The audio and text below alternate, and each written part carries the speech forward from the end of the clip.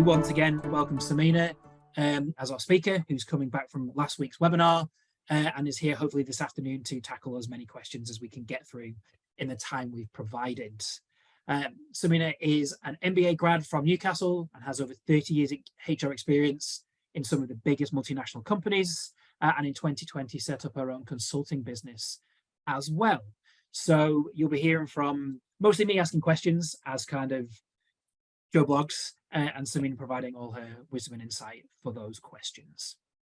So we'll get started with one of the pre-submitted questions, which was asked last week, which was, can we provide an example of someone wanting to follow a career path that is different to their current career? What actions can you take to make such a switch, and especially if you don't have experience in that new fields, and any tips of what we can use from that example when thinking about perhaps moving over yourselves. So Sameena, over to you. Hi everyone. Great to be here today. And if you missed the session last week, as Jeremy said, there is a recording available, so I won't be going over the presentation pieces, focusing on the questions, but please do raise more questions as we go.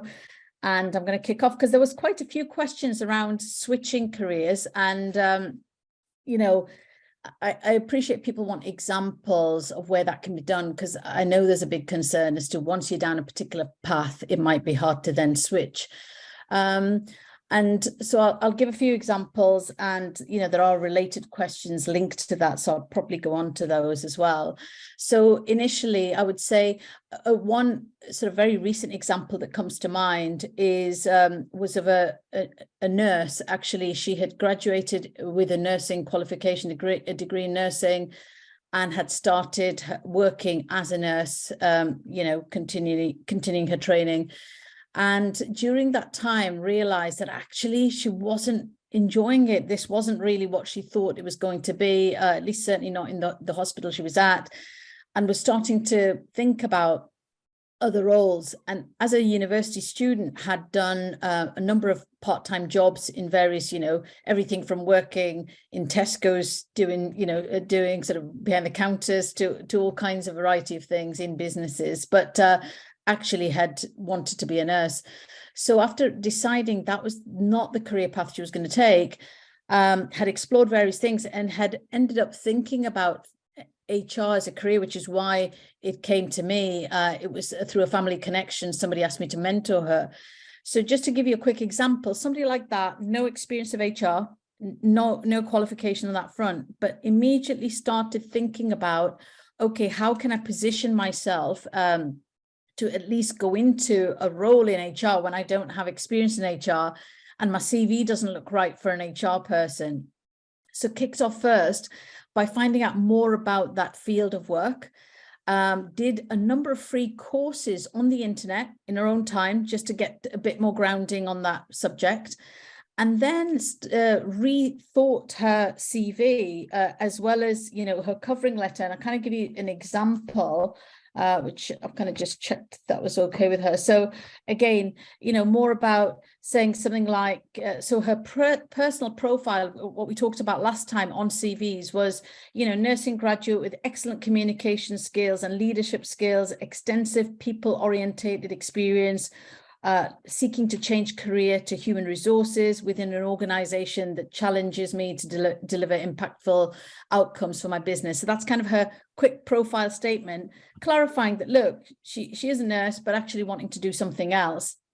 And throughout and in the CV, wherever possible, highlighting things that would link back into HR. So everything related to, where she's had to problem solve, deal with tough decisions, build relationships, supervise somebody, trying to draw on her past experience and highlighting some of those skill sets. And even in her covering letter, really clarifying that actually, after having gone down that nursing track, realizing she was more suited to a business environment, and wanting to now work in fast-paced environments where she can learn and challenge and, make an impact in a business setting.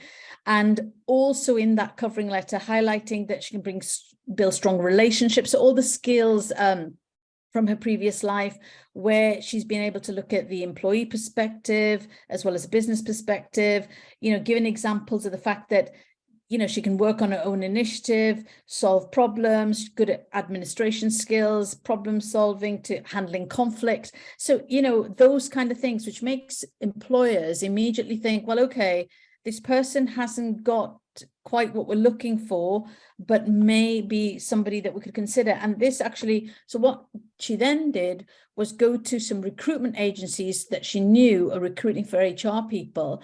They immediately said to her, you're going to struggle to get an immediate great job because you haven't got the experience, which is the usual argument. And there she decided then to take on, and it was quite a bit, again, potential risk, leaving a permanent nursing role to take on something that was actually temporary, i.e. a 6 months to a year contract within an HR organization. But as soon as she did that, and because somebody was willing to bet on her just for that, because she had a lot of transferable skills, immediately got there, did a really phenomenal job to be given a permanent contract after 6 months, and got promoted in a year, within a year, and is actually now recently changing organizations. So there you go, an immediate, trying to give you a very recent example. But in my career within GE, it isn't unusual for people to switch from being engineers to going into the commercial world, from being project managers to then going into operations, leading businesses. It's much easier to transfer when you're working in a large organization that gives you an opportunity in a different function. Okay, so that's usually the best way to do it, in an organization that already knows you and is willing to give you some training or a chance in something else. It's much harder, when you're not in that situation, say a smaller business environment that you need to change. I mean, we had, I looked at some of the questions that we got, and Jeremy, I'm going to kind of link it to an example where we had, I think we've got a teacher somebody in secondary education. I mean, they're working in a middle leadership position, secondary education, and wanting to move to something else, partly because of the workload, anxiety, stress that comes with the job. They know they've got transferable skills, trouble thinking of what else to do. Now, again, the transferable skills, very much, organizational capability, teaching, time management, problem solving, all the kinds of things that could apply to a lot of jobs. For that individual, it's more about deciding what they want to do, which goes back to the point I made last week, which was, what is your passion? So the 3 circles that intersected on my slides, for those who recall it, is, what's your passion in terms of what energizes you? So this individual would have to think through, what are the aspects of their role that they find great or interesting, link that with their strengths. If they're really not sure about their strengths, talk to people who know them well to figure out the strengths. Think about, is there a demand for that, that type of role I'm looking for? The other great way of transferring is also connecting with people who are doing those jobs. So if you once identify, talk to them, ask whether you could shadow them, because some people don't want you to, won't give you the opportunity to do work experience with them. Find ways of getting exposure to that work. And then you can even add that to your CV of shadowed somebody for this length of time doing X, Y, and Z, or did a project for somebody in this organization. Sometimes you can do these things even on your day off, or even when you're having, it could be that you perhaps can consider, some people have gone sort of change their work week to allow them to do something else, which then enables them to transition. So I don't want people to start thinking that there isn't a way of transferring jobs, even mid-career, even years in, because you really have to. And, as Jeremy said, we're not career experts, so I can only give you there are people out there who can help you really bottom out what it is you want to do, and then start approaching those relevant people and making the connections, because the job is going to come through connections. Honestly, it's amazing how often that happens, right? So over to you, Jeremy. I don't know if there's any other connected questions linked to that you want to bring up, or anybody else highlighting something. Oh, I was just going to make a couple of quick comments of on stuff that you posted, which was one, it's as much as it is what is your passion, I think sometimes it's also useful to know what are your hard no's. So if you know you want to move out of a career, are there things that are driving you out of that career, and make sure you don't get those replicated somewhere else, because you don't want to go in to something new to find you having the same things that you hated in your old job. And the only other thing I said about when you talked about making connections is, it's a terrible thing to say, but people like talking about themselves. Even if you just make a connection on LinkedIn and say, I'd love to pick your brain about your job for 15 minutes, or we live in the same city, can I grab you a coffee and just pick your brain about your career? You'll be amazed at how many people say yes to that because they want to talk about that. And that gives you like an insight into what it's like on the ground, rather than sometimes the more polished and professional adverts you see for companies that always put their best foot forwards. So that's definitely something to consider. I mean, let me add to that as well, Jeremy, because I think you're making some great points. You know, the kinds of questions you should be asking those individuals that you're, relating to is, what do they love about their job? What are the things that really drives them? What do they actually still dislike about it? What are the things that they would warn you off in terms of the types of people that are well suited to that career? Really get to the nitty gritties. And the other thing, making one connection enables you to then be connected to others. You could say to them, is there somebody else you could help me reach out to who could also give me a perspective? And people are very happy to drop an email to a colleague, and then you've got another perspective. So you're kind of building your network until somebody says, actually, I'm open for you to come and do a project with us. And you might have to do something, in your spare time, voluntary, if people aren't prepared to give you paid employment. But it's about getting your foot in the door often is really kind of. And I do think it's worth mentioning throughout all of this, and it's something that when we spoke, Sameena, it struck me was, you do have to make a commitment to make it, like finding the time. I think sometimes, and I've been guilty of this, where you're passively waiting for that job to crop up on LinkedIn or come through your email address, or for you to drop onto it because somebody sent you a job advert. And that does happen. But actually, if you're really, especially if you're desperate to move careers, then you have to sit down and go, okay, what time am I willing to commit to this? Or are there things that I can cut back on to do those extra things to make myself transferable? Because it's not always going to be wake up on a Tuesday and somebody sent you this job advert that's perfect and you just apply and everything's hunky-dory. So getting a new work involves work. And I think sometimes people forget that is really quite important. A related question. You often do also have to carve out, you often do have to carve out the fact that this working on yourself is a project. It's see it as a project. I think that's pretty key. Yeah, okay. I completely agree. There was a good related question, which was also about skills but across multiple jobs. And somebody had asked last week, which they sort of where to begin when you've had multiple jobs across maybe 2 or 3 different organizations and sectors, and you've got like an array of qualifications and experience, but they're not super coherent in one sector, and you've kind of got no idea how best to kind of leverage all that variety of experience to either direct what your passions are or leverage your best self into those new sectors. So I guess it's kind of, how do you make all that various experience coherent and help you think about that passion that you talked about for your job? Sure. And I think we did touch on this as well last week. So look, I think in reality, people do often, work in very different organizations or do very different jobs. I think often it's again starting with, so where does that, where do you want that to take you in terms of your purpose of this next chapter of your life?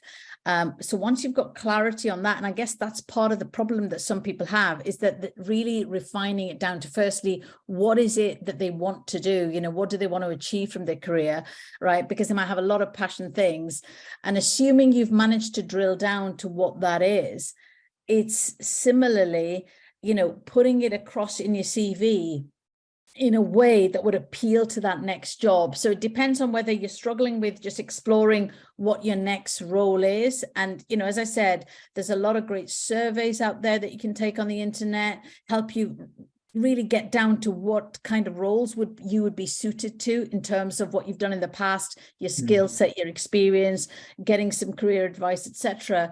But then once you've decided that is the path you want to go down, it's tailoring your CV in the best possible way to really highlight the skill sets that's going to make you appealing to that new opportunity or new role that you're going for. So I think that is absolutely critical, and packaging that story in your profile to show that that's really what you're trying to pursue. And this is the skill set that you bring with that to be able to transition into something else. I hope that makes sense. Sometimes not always easy without having all the detail behind what somebody's asking. Yeah. So please don't hesitate. If you do have anything specific, you know, you're free to come on and just raise your hand, Jeremy, and we'll let absolutely. you in. Whatever. Yeah. Okay. And I do think it's worth reiterating in that particular instance is that sometimes you do need to talk to somebody else, because you might look at your skills and go, this doesn't translate. And then somebody else looks at it and goes, well, but you can do this taught you to do that. So you just match those two up.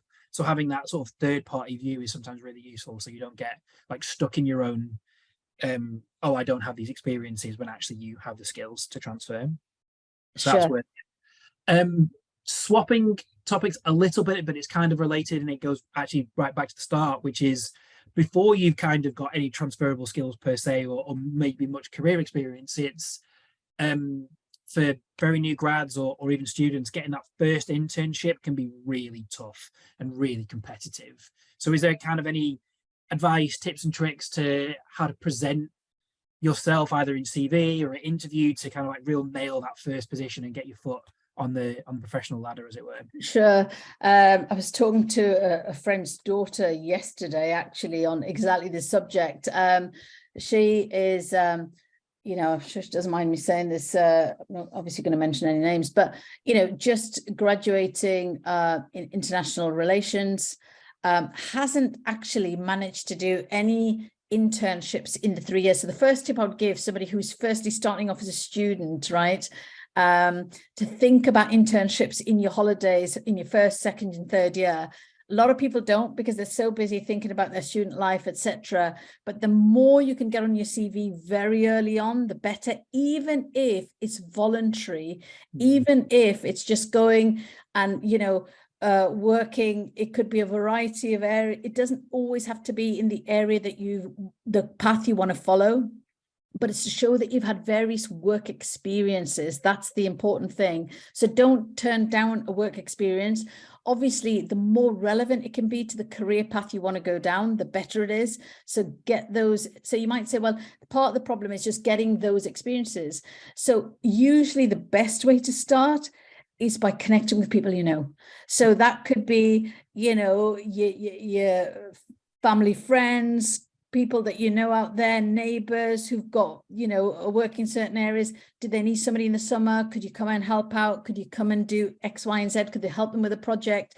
It's really putting yourself out there. Obviously, if you can get paid employment and relevant paid employment from a first internship, that would be the best thing. But I think the point to make here is a lot of people shy away from doing things that aren't necessarily relevant, but actually having things on your CV is actually pretty key. That's the first point. The second point is, I was talking about this, you know, again, somebody who'd been doing international relations, thought she was going to go into politics, and then realized that actually, no, would rather do, say, maybe marketing. So they've done a number of surveys, trying to figure out what drives their passion, etc., and was literally putting her CV together. And so her opening line looks something like this. Hard work. So again, it's the story you're telling, right? So hardworking, confident international relations student with excellent interpersonal skills, including leadership and teamwork, seeking an internship in marketing and sales with a company that provides me with new skills and abilities and challenge to grow as a young professional, passionate about traveling, world affairs, working for international organizations, recognized for being able to manage customers and problem solve in fast-paced environments. Now, interestingly, if I look at the work she's had, it's all things like worked in a bar, she's done some work in a coffee shop, and worked in, helped with, working in a pet shop even, right? But it's interesting how she's positioned some of her achievements of, everything to do with, received excellent customer feedback from customers and 5-star ratings, managed to multitask and work 2 days a week through a very challenging university schedule, shows you can time manage, you can deal with all kinds of tasks, any kind of thing where the customers have kind of, where you've helped them out with problem solving or dealt with things. That's the sort of stuff, when I talked last week about the achievements part, that's what it needs to say on your, because employers are looking for those basic skill sets. And then, of course, you can apply directly for, businesses that are advertising for internships. But from my experience, some of the best ways to get internships is through contacts. It really is through contacts, because somebody will say to you, I haven't got a full-time job, but I can get you 2 weeks working in and give you some exposure of how our marketing department works. And that's exactly what's happened to her, where somebody has literally said, come and spend 4 weeks with us during this holidays or whatever, and we'll give you some experience. So that's a starting point. The minute you're in the door, then it's about you trying to impress. And that's the bit we talked about last week, is how do you perform? How do you impress to get people interested in you? So I think that's kind of a starting point to really rethink your whole CV. When I look at a lot of graduate CVs, they're not dynamic enough. They don't say anything that's really makes somebody look at their CV in a bit more detail. So bring out some of those achievements, even though they might seem minor, make them seem much more dynamic and impactful with the wordings that you're using. Yeah. So that's on the internship side. Should we carry on, Jeremy? Yeah, absolutely. I was actually going to swap. I'm going to try and keep on like the skills bit for a bit, and then we'll move across. So there's a question that came up last week, which was specifically about people working in oil and gas and how they reskill into renewables and other sectors. But actually, I think there's 2 really good questions to this, which is, how can you think about reskilling yourself if you want to look to move sectors, especially if you're something quite specific like oil and gas, and perhaps very quickly to touch upon whether or not you're able to kind of spot growth sectors within your industry. So, for oil and gas, renewables is a big growth section, and it would help to get your foot in the door early rather than being later on in the pipeline. So I guess it's, how do you reskill? I mean, having worked with GE Renewable Energy, right, it's a massive growth area, and that's right across a lot of renewable energy companies. And okay, even though I might have been focusing more on the leadership there, I do know that, a lot of engineers who are seeing the growth sector of the renewable side of things and coming out of oil and gas, where there might be more limited opportunities. I think what's interesting is, firstly, being aware that there are some sectors that will have limitations in the future, and looking at what are the connected sectors that are growing, right? And this is also happening in industries where AI is taking some of the jobs in terms of robots, etc. But then looking at adjacent industries of where you can, potentially move your skill set.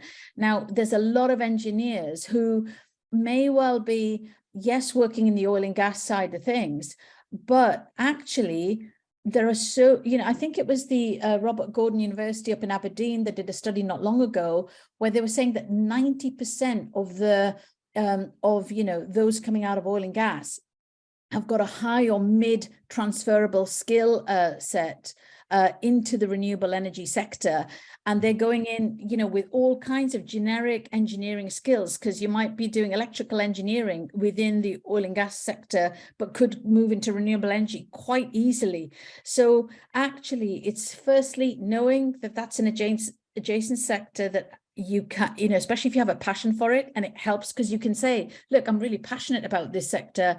I can see where it's going. I feel, you know, it's creating a purpose to life, and I want to add to that as part of your kind of statement.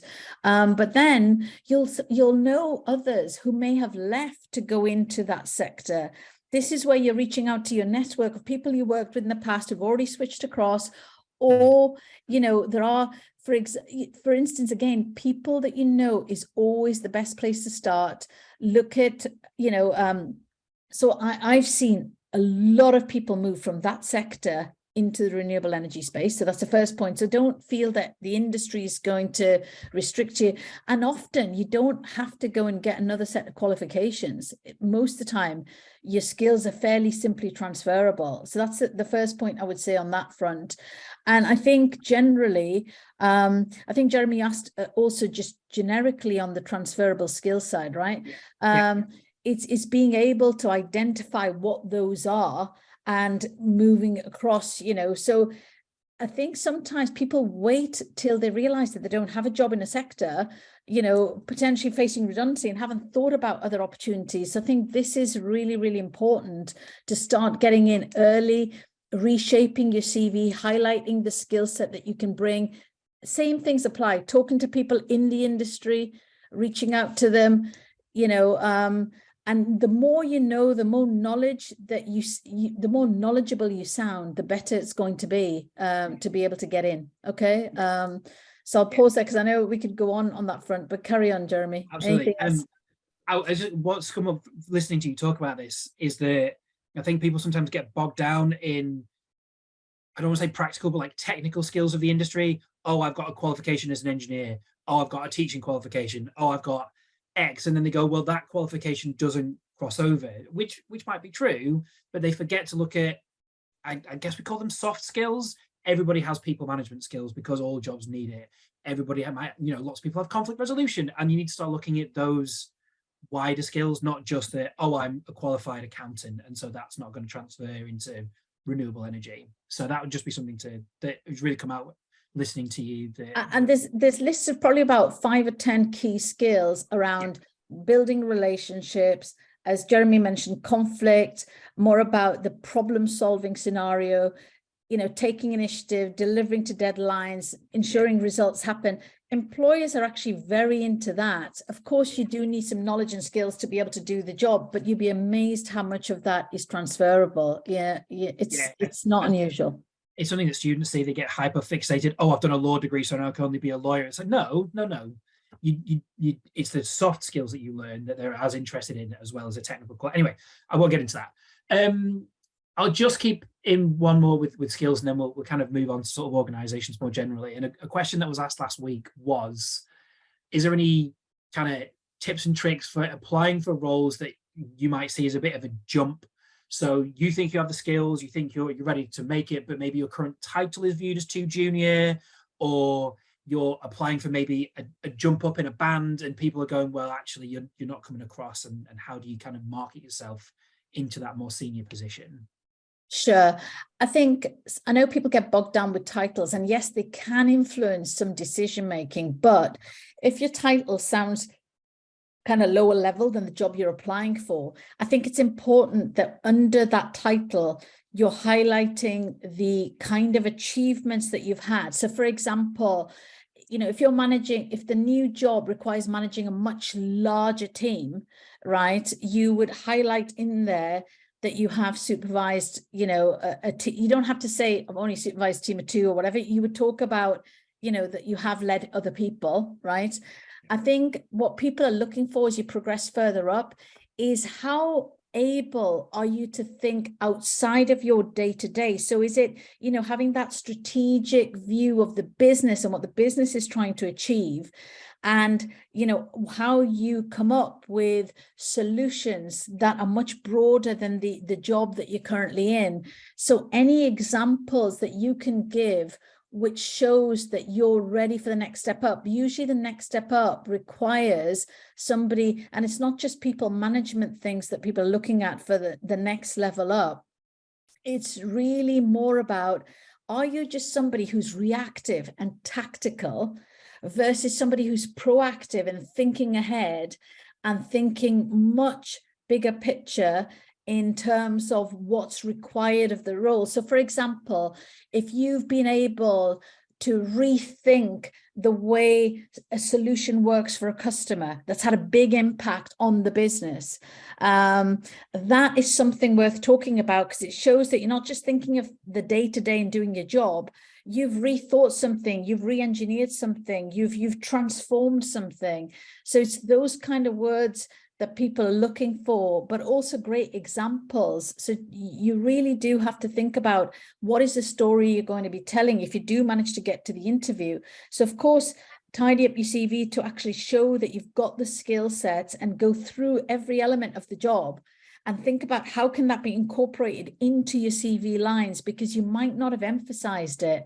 And that's really, really important. You know, I think don't be put off by your title. It's more about, you know, the experiences you've had and how you put across your achievements in those particular roles.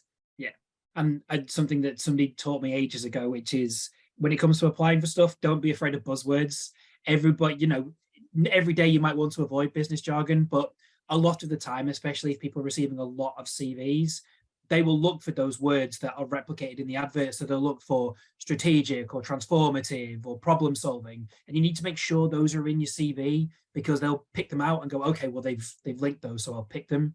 So actually, weirdly, it is a good time to almost use buzzwords rather than to avoid them. So that's something else that I absolutely learned. Absolutely right.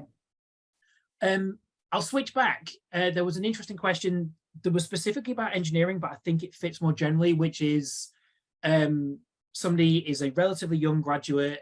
They're seen as like an up and comer within their industry. They've got the responsibilities already, but they kind of feel a little bit gated because their industry requires either certain qualifications, or they see the industry feels like there's some very predetermined routes. Oh, you need to do check box A, B, and C before we can give you job D. And I was just wondering, because there's lots of, you know, engineering, architecture, accountancy, all those sorts of things sometimes feel like that. And so is there any advice for how you can kind of either get around those views or overcome those views, or maybe move sideways and get that experience and come back in to those sorts of industries? Sure, and this does depend on the organization, the industry, and some are very prescriptive and will not entertain somebody breaking out of that mold. So it may be that you have to switch organizations perhaps to be viewed differently. But if you're happy with the organization you're in, and perhaps, you know, I often have engineers, for example, who don't want to go up the typical engineering path. They want to broaden out into something else. So it's really connecting with some of the other functions to see how you can actually move yourself. And I've seen people really fast track their careers by coming out of a typical you know, career path that they were going down, and actually were better suited to something else only by spending time and getting exposure and doing projects with aligning functions and thinking actually this is something that they would like to do. You know, engineers going into product development or sort of product management, you know, all sorts of different areas. So I think realistically, that's one way of doing it. But, you know, sometimes there can be an issue of perception.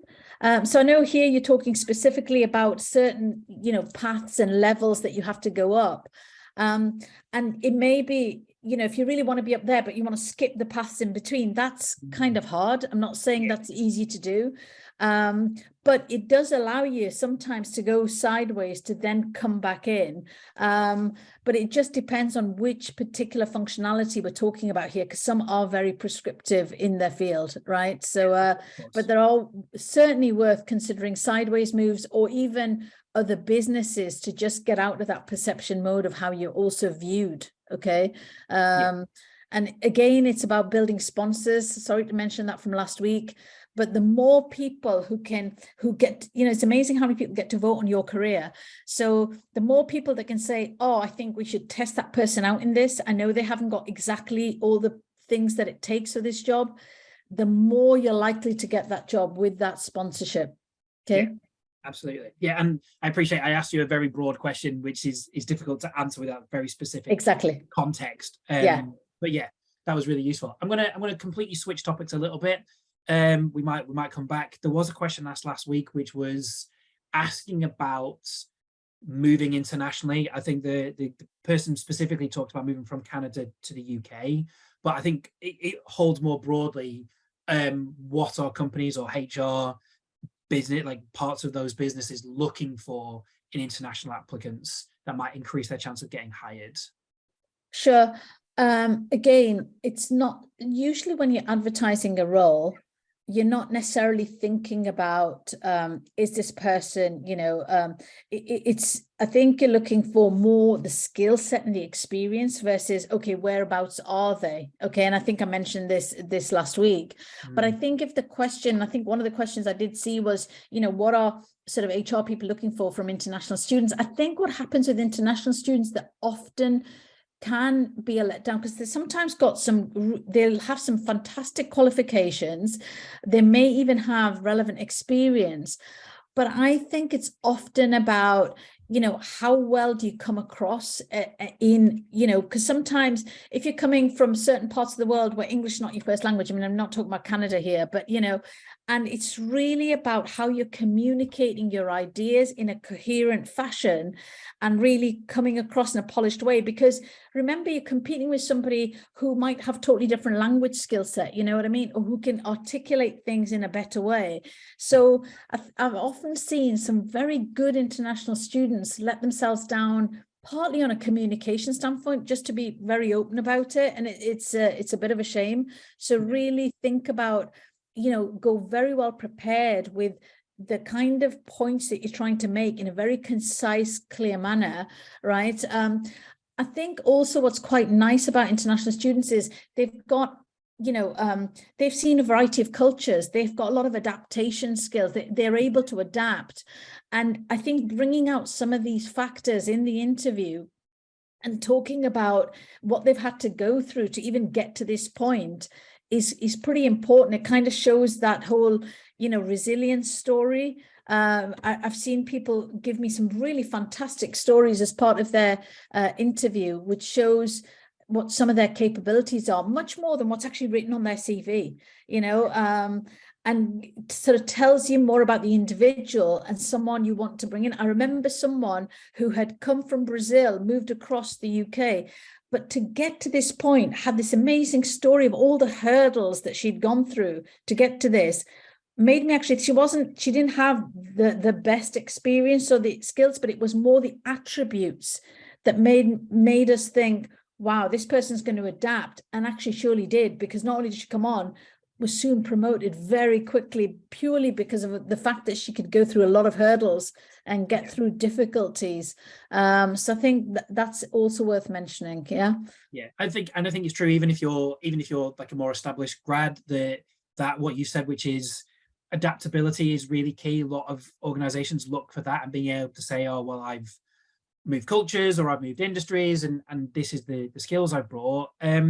I think something that example you just mentioned as well, which is good to point out, is it shows passion and dedication. Oh, I'm committed to moving to the UK, or I'm committed to moving to the US, or wherever it is, and here are all the things I've had to do already just to get to the stage of being able to apply. So I am dedicated to doing this, and companies really like that, showing commitment and dedication and enthusiasm to wanting to do that sort of stuff. And that's and some global companies, like people who are willing also to be mobile, right?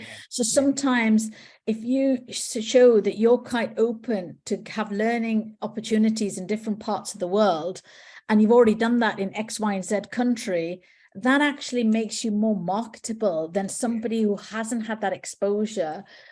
So again, bringing that into the interview as well as the CV is really kind of key.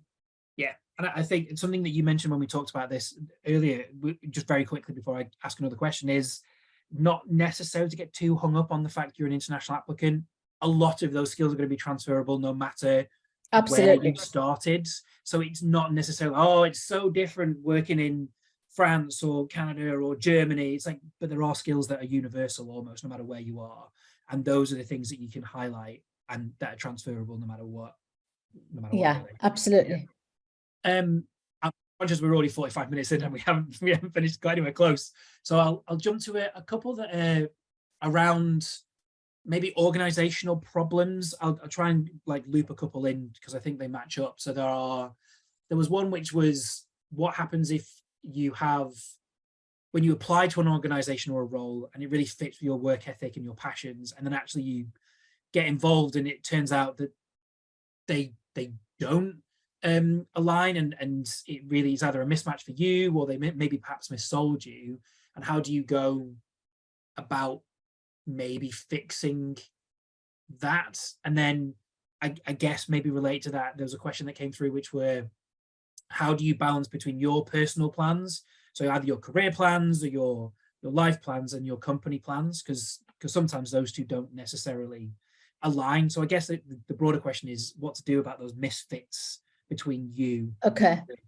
So I think the first one is around the culture fit, right? It's more about the values don't fit with your own value set. And this happens. This does happen. You know, sometimes it could be that, you know, I've known people who've gone into an organization that they thought was going to work in a certain manner, and then they've lacked a level of integrity in how they deal with their employees or how they work, and it just goes against their ethos, right? So if that is typically how that whole organization is working, because let me clarify, sometimes the culture fit in one part of the organization might not be right, but that doesn't mean the entire organization is not right for the individual. So sometimes you can be in a team where you think the culture in that team is not appropriate. So one way of getting through that is trying to find other parts of the organization, because much easier to move within the organization, as I've said before, than to, you know, to decide, is this just in your kind of particular team? Is it the department? Is it that somewhere else it's actually a better field because the person who's leading that is totally different? Because much easier once you've gone in to switch to another part and then work your way through. If the whole organization culture fit isn't right for you because of the way they work, the way they operate, sometimes it could be too slow, sometimes it could be so much red tape that you can't get through it. I'm afraid that often generally means you do need to go and find something that is the right fit, because you'll constantly be battling with yourself and, you know, that fit, right? And it's hard when you discover this 3 months into a job, because you're thinking, oh my gosh, that was a big mistake. And people do make mistakes in careers, we all make them. So I think and it's not unusual, by the way, to have people. So the other key thing I would say is, when you're leaving your last company, make sure you leave on the best note possible. Absolutely. I have known many people, I've had calls from people saying, gosh, I've just left this business, I've gone somewhere else. Oh gosh, it's nothing like what I thought it was going to be. If there's a role that comes up, I'd love to come back. And you know, people are allowed to make a mistake once. I mean, if they keep doing it, obviously you're not going to keep taking them back. But you know, but I have on many occasions, especially if they've been a great employee, we'll keep that in mind. As soon as the role comes up, we will be telling them, apply for this role, it's coming up. So you know, it's important to leave on a really good note.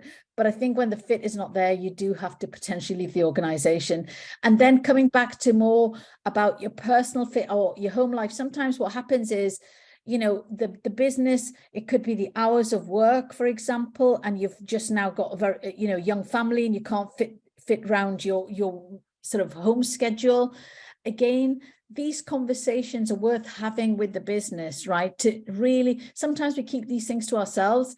Nothing better than to have some of those open conversations with your boss. Obviously, it depends on how understanding and empathetic they are, but you'd be amazed if you're a good employee and you're delivering. Most people don't want to lose good talent.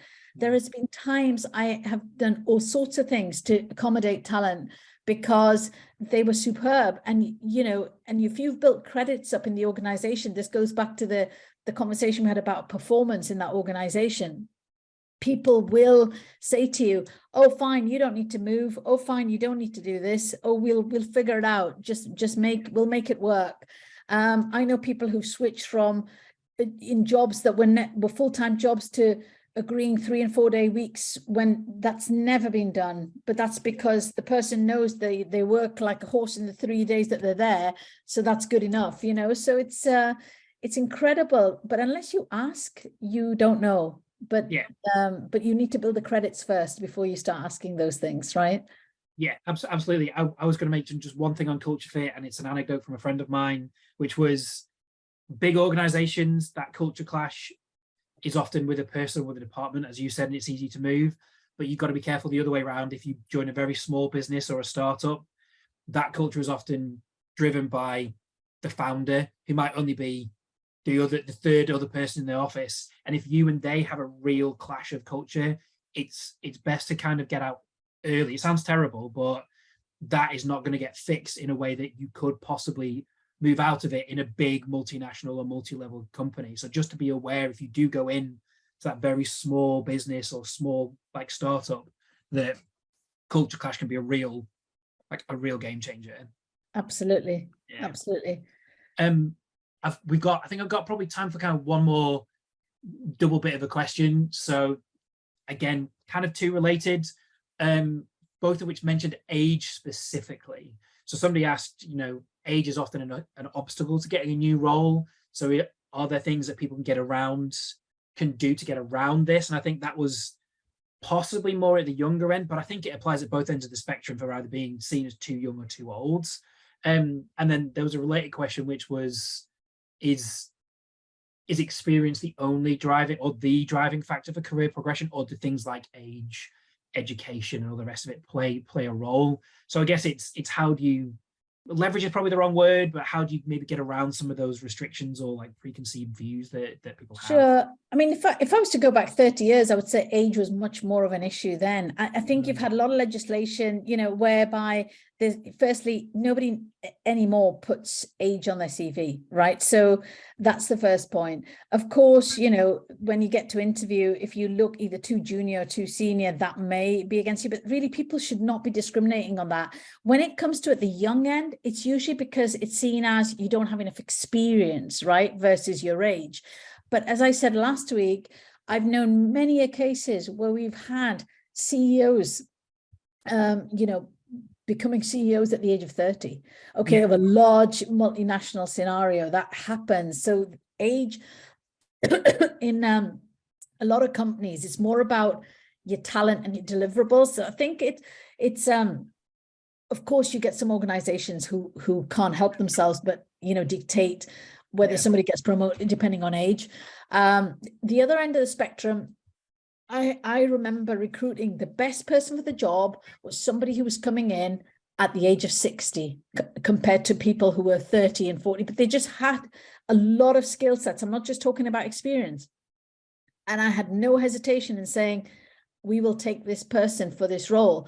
And the question being asked was, well, are they not too old? Are they, how, you know, how long are they going to work for us? I'm sorry, but they are the best person for the job. And sometimes you could have a young person come and join and leave after 2 years, you know? So I honestly think nowadays age, you don't have to put it in your CV.